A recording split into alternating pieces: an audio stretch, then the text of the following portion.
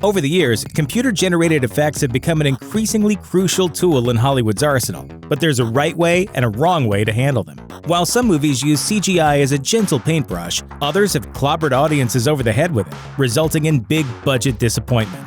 Not all the movies in this list are clunkers, but if the digital effects were a little bit better, they might have been better received. Here are some movies that were all but ruined by their special effects. I Am Legend.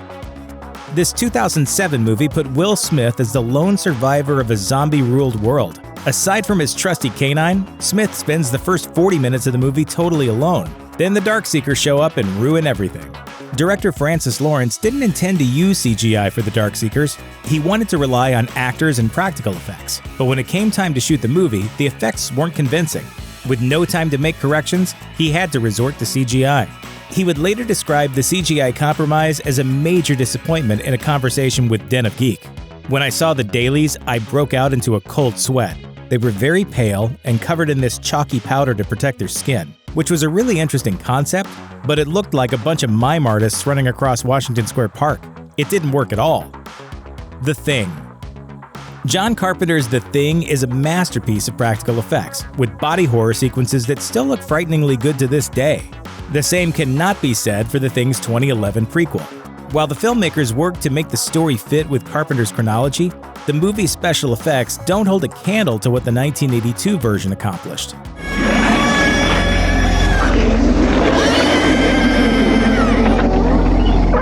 That's not to say they didn't try. The production hired special effects house Studio ADI to bring the gooey, gross monsters to life. Unfortunately, due to problems with scheduling and budget, many of the company's practical effects didn't show up in the movie. According to Bloody Disgusting, the film was such a disaster that Studio ADI later fan-funded a film called Harbinger Down, which was made as an apology for what happened in 2011. Tron Legacy. The majority of the special effects in the 2010 Tron sequel are pretty great, except for the CGI face of a young Jeff Bridges as the movie's villain, Clue. Despite best efforts, the de-aged Bridges looked off. A Time magazine review summed up the issues, saying, "He looks just like young Bridges if young Bridges had had way too much plastic surgery, so it's hard to take him seriously. Clue seems more like an unfortunate Botox victim than a dastardly despot." Green Lantern. Before Deadpool, Ryan Reynolds suited up for DC as Hal Jordan, aka Green Lantern, the first film in a planned franchise for the glowing green hero. Those plans didn't pan out. People came to see the Green Lantern, but what they got was mostly green screen.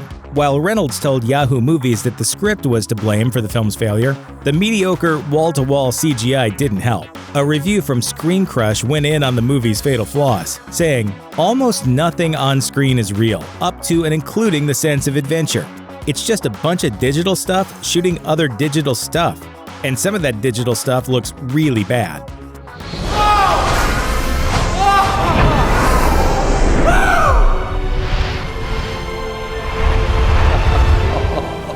The Matrix Reloaded. In 1999, The Matrix was a special effects marvel. But when The Matrix Reloaded hit theaters just a few years later, CGI took the driver's seat. The high-tech wire work and practical effects that made the original so jaw-dropping were washed out in a sea of CGI that looked iffy and aged poorly. This issue is most apparent during the movie's infamous Burly Brawl scene, a sequence that found Keanu Reeves' Neo battling hundreds of Agent Smiths. The concept probably jumped off the page, but the finished product of the Burly Brawl is really more of a mushy mess. The Mummy Returns. When the sequel to The Mummy hit theaters in 2001, digital effects were still very much in their infancy, but that didn't stop this movie from leaning into the spectacle. Like a cake that isn't quite done cooking yet, the effects look rubbery and half-baked, and they've aged even more poorly than The Mummy itself. This was Dwayne Johnson's first foray into the big-budget world of blockbuster movies, being introduced as the villainous Scorpion King. Unfortunately, the People's Champ ended up looking more like a video game villain when he showed up for his climactic fight scene. It would have been impressive on the PlayStation 2, but on the big screen, not even close.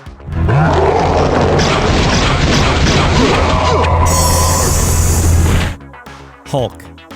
Ang Lee's character-driven take on the Hulk has its supporters, but the movie's special effects are far from incredible. The Dissolve, discussing the Marvel movie, noted that the effects used to create the Hulk kept hitting the limits of what 2003 CGI could accomplish, making the monster look more like a work of animation than green flesh and blood. When Lee's Hulk hit theaters, the MCU was just a twinkle in Marvel's eye. Lee did the best with what he had. But at the end of the day, Hulk's Green Giant left us pining for the good old days of Lou Ferrigno in all his body-painted glory. At least that getup felt real.